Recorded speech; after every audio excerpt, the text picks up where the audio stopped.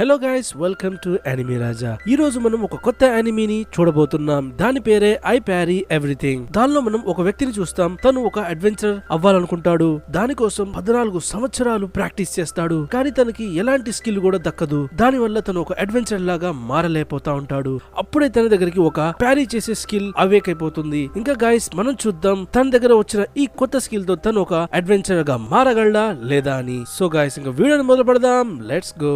ఇక్కడ మన main character నార్ ని చూస్తాం. తను తన మదర్ కి ఒంట్లో బాగోలేని పరిస్థితుల్లో తను సేవ చేస్తా ఉంటాడు. ఇంకా ఇంట్లో ప్రతి ఒక్క పని కూడా చేస్తా ఉంటాడు. అప్పుడు తన మదర్ తనతో అంటుంది, నన్ను క్షమించు నార్, నీ కోసం నేను ఎలాంటి హెల్ప్ చేయలేకపోతున్నా. నాకు ఒకటే కోరిక, నువ్వు నీ జీవితాన్ని ఎలా జీవించాలనుకుంటున్నావో అలా నువ్వు సంతోషంగా జీవించు. ఇంకా రాత్రి నార్ తన మదర్ కోసం ఒక సూప్ తయారు చేస్తాడు. ఇంకా ఎలాగైతే అది తన మదర్ దగ్గరికి తీసుకువెళ్తాడో అక్కడ తను చూస్తాడు తను అక్కడ చనిపోయి ఉంటుంది. అప్పుడు నార్ తన నాన్న సమాధి పక్కనే తన అమ్మ సమాధి కూడా కట్టేస్తాడు. ఇంకా తన లైఫ్ ని తను అలాగే కంటిన్యూ చేస్తా ఉంటాడు. కానీ కొన్ని రోజుల తర్వాత తనకి ఒంటరితనం వెంటాడుతుంది. ఇంకా ఒక్కరోజు తనకి ఒక మ్యాజికల్ బుక్ కనిపిస్తుంది. దానిలో అవన్నీ స్టోరీలు ఉంటాయి ఏవైతే తన డాడీ తనకి వినిపిస్తా ఉండేవారు. అప్పుడు మనకి ఒక ఫ్లాష్ బ్యాక్ చూపిస్తారు. అక్కడ నార్ అంటాడు, అసలు ఒక అడ్వెంచర్ అంటే ఏంటి నాన్న? అప్పుడు తన ఫాదర్ అంటారు, ఒక వ్యక్తి ఎవడైతే వాళ్ళ ఫ్రెండ్స్ తో కలిసి ఒక మాన్స్టర్ ని చంపేసి ఉంటాడు, ఇంకా ఒక మెజిషియన్ దగ్గర మ్యాజిక్ నేర్చుకుని ఉంటాడు, వాడిని ఒక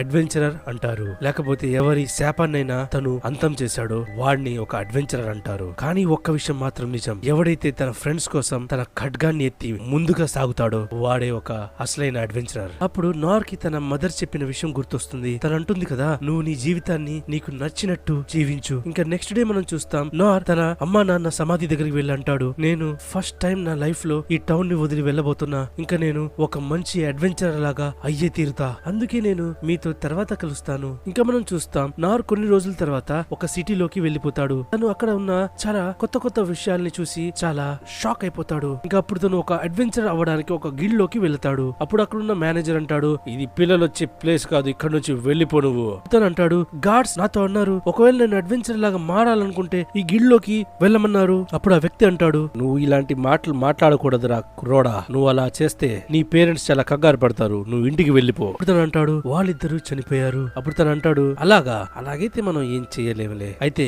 నీ పేరేంటి? నా పేరు నార్. అప్పుడు తను అంటాడు, అయితే నార్, నేను చెప్పే విషయాన్ని చాలా జాగ్రత్తగా విను. ఒకవేళ నువ్వు ఒక అడ్వెంచర్ లాగా మారాలనుకుంటే నువ్వు ఇక్కడున్న స్పెషల్ స్కూల్లోకి వెళ్లాల్సి ఉంటుంది. కానీ నేను చెప్పేది విను, అక్కడ ఇప్పటి వరకు ఎలాంటి కుర్రాడు చిన్నపిల్లోడు వెళ్ళలేదు. అందుకే నువ్వు చాలా జాగ్రత్తగా ఉండాలి. కానీ నువ్వు ఒకవేళ రాయల్ క్యాపిటల్ అడ్వెంచర్ గిల్డ్ లో రావాలనుకుంటే నువ్వు రాయల్ క్యాపిటల్ స్కూల్లో నేర్చుకోవాల్సి ఉంటుంది.